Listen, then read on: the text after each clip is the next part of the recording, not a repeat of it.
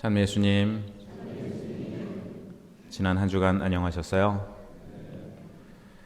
위태위태한 정세 속에서 미국과 이란, 이스라엘과 레바논이 휴전에 합의했지만 여전히 세계 평화를 위한 기도가 절실한 상황입니다. 이 와중에 교황님 말씀에 대한 트럼프 대통령의 반발이 국제적으로 화제가 되었습니다.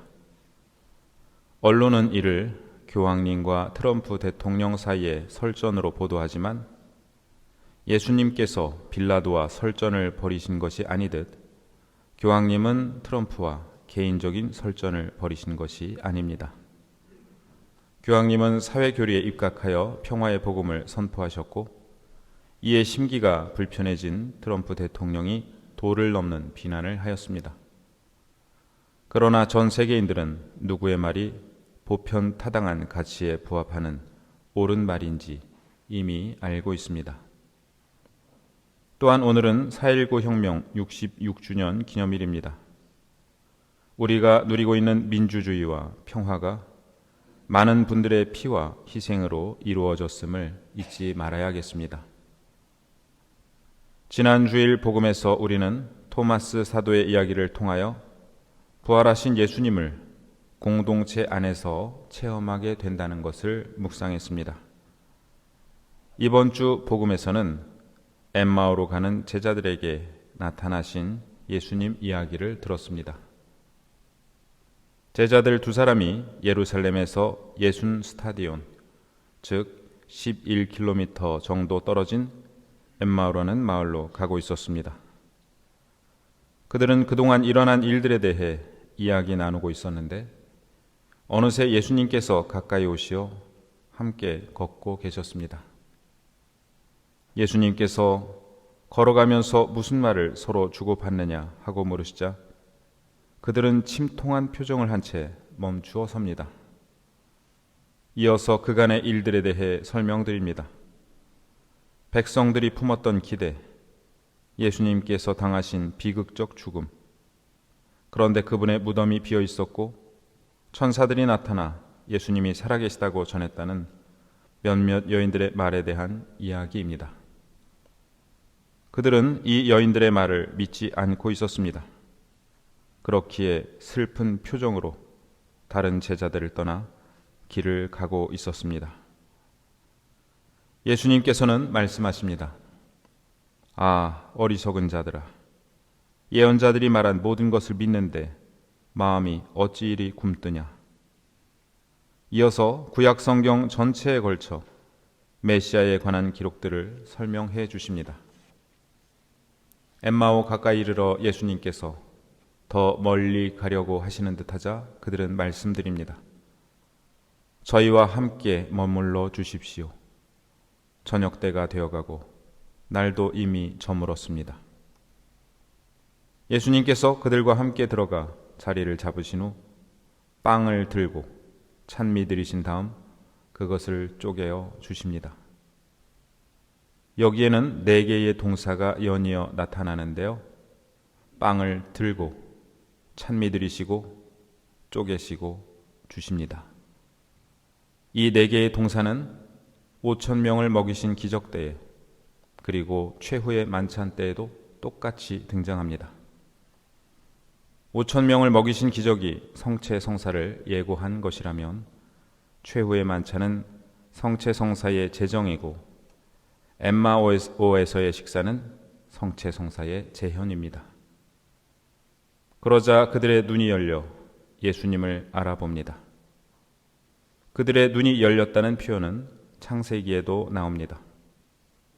아담과 하와는 선악과를 따먹고 눈이 열려 자신들이 알몸인 것을 알게 됩니다.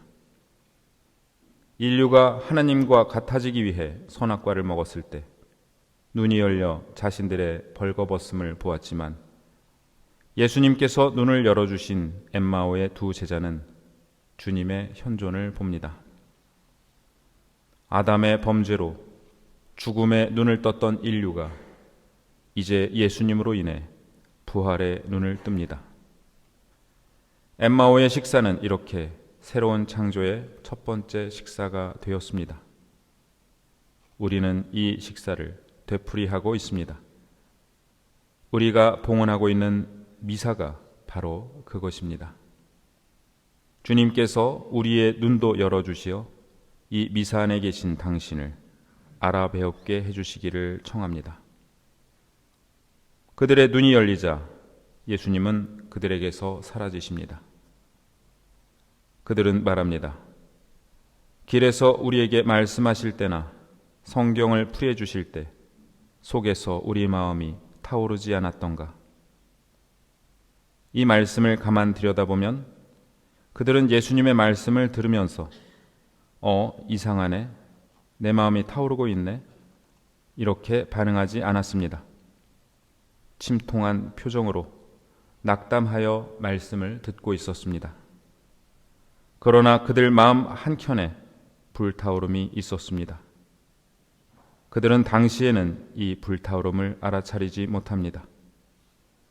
부활하신 주님을 알아뵌 후에야 과거를 돌아보는 가운데 자신들 안에 두 가지 마음이 함께 자리하고 있었다는 것을 깨닫습니다. 좌절과 희망, 냉담함과 타오름, 어둠과 빛이 공존하고 있었습니다. 파스카 성야 미사 때 누군가 우리 초에 불을 붙여주어 어둠 속에서도 촛불이 타오르고 있었듯 우리 마음의 어둠 안에서도 빛이 타오르고 있었습니다. 우리의 절망이 완전히 극복된 후에 희망이 시작되는 것이 아닙니다. 실망과 낙담 가운데 타오르고 있는 한 줄기 빛이 있습니다. 그 빛을 지금은 알아차리지 못하지만 후에 이 시간을 돌아보는 가운데 우리 안에 그 빛이 있었다는 것을 깨닫습니다. 그 빛은 부활하신 주님께서 우리 마음에 붙여주신 불빛입니다.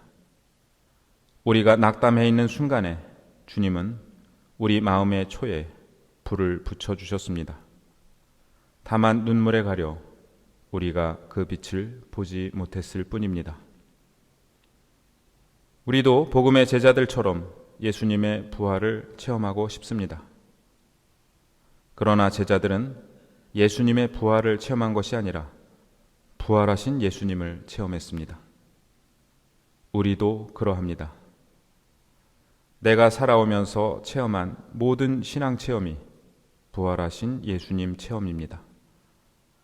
예수님께서 내 옆에, 내 안에 계시다고 느낀 것, 내가 누군가에게 사랑받고 있음을, 보호받고 있음을 깨달은 것, 말씀을 되뇌며 마음 안에 느꼈던 뜨거움, 우리가 주고받은 사랑 안에서 계셨던 사랑이신 분, 모두 부활하신 주님이십니다.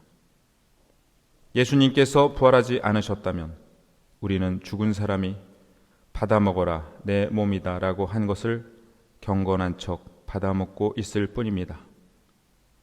우리가 부르고 들으며 감동했던 성가들 역시 부활하신 주님과 상관없는 공허한 노래들이 될 것입니다. 예수님께서 부활하지 않으셨다면 안타깝게 죽은 젊은이의 시신을 감춘 제자들의 거짓말에 우리와 모든 성인들이 2000년 동안 속아온 셈입니다. 과연 제자들은 그 거짓말을 위해 자기 목숨까지 바쳤던 것일까요? 왜 수많은 순교자들이 목숨을 바치고 수많은 선교사들이 목숨을 걸고 바다를 건너와 우리에게 복음을 전해 주었을까요? 예수님의 부활이 아니라면 그 어느 것도 설명되지 않습니다. 사도들과 순교자들, 선교사들은 어떤 형태로든 부활하신 예수님을 체험하였고 우리 또한 그분을 체험하였습니다. 당시에는 알아차리지 못했을지라도 그때 우리 마음이 타오르지 않았던가 하고 고백하게 되는 순간들이 있습니다. 그렇기에 우리는 지금 이 자리에 나와 있습니다. 제2독서에서 베드로 1서는 권고합니다. 나그네 살이를 하는 동안 두려워하는 마음으로 지내십시오. 영어로 본당을 페리시라 하고 본당 신자를 페리시너라고 합니다. 이 말은 제2독서의 나그네 살이라는 단어에서 유래했습니다. 나그네 살이를 그리스어로 파로이키아라고 하고 나그네를 파로이코스라고 합니다. 본당이라는 단어는 이 세상에서 나그네로 살아가는 이들의 공동체를 의미합니다. 우리는 지상에 우리의 영원한 고향이 없음을 기억하며 하늘나라를 향해 함께 걸어가는 나그네들입니다. 그렇다면 오늘 복음에 나오는 두 나그네는 누구일까요? 바로 우리 자신입니다.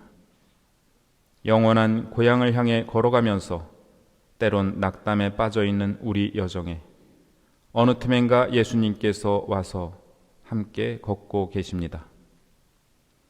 이 미사 중에 우리와 함께 계신 예수님을 우리는 지금 그분이 내 옆에 계시는구나 라고 느끼기보다 집에 가서 되돌아보며 말씀의 전례 때 내 마음이 타오르지 않았던가, 성체를 영하며 내 마음이 뜨거워지지 않았던가 하고 뒤늦게 알아차릴 수 있습니다. 우리 삶의 마지막 때에 주님께서 우리 눈을 열어주시면 우리는 예수님께서 단 한순간도 우리를 버려두지 않으시고 항상 우리와 동행하고 계셨다는 사실을 알아차리게 될 것입니다. 아픔과 실패에 눈이 가려 지금 함께 계신 주님을 알아뵙지 못하는 우리의 약함을 고백하며 주님께 기도드립니다. 저희와 함께 머물러 주십시오. 저녁 때가 되어가고 날도 이미 저물었습니다.